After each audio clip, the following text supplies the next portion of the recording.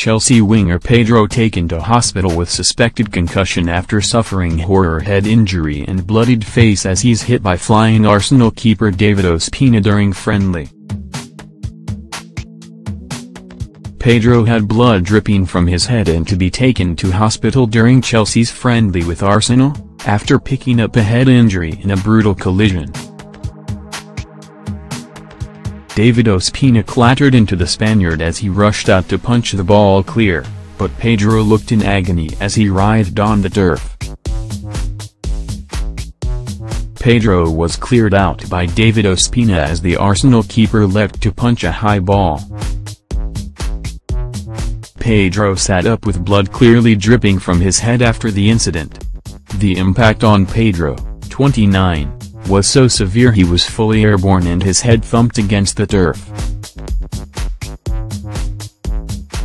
Shots showed blood dripping from his ear and his face as he sat up in a daze while being treated by Chelsea medical staff. Surprisingly, the referee actually gave a free kick to Arsenal, instead of a penalty to the Blues after the collision.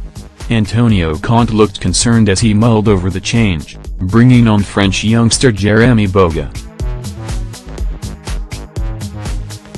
Pedro then walked over to the touchline before slumping onto the side of the pitch, but he declined to use a stretcher that was brought on. Conte confirmed to Chelsea TV after the match that Pedro was taken to hospital for routine checks, but suggested the winger should be okay.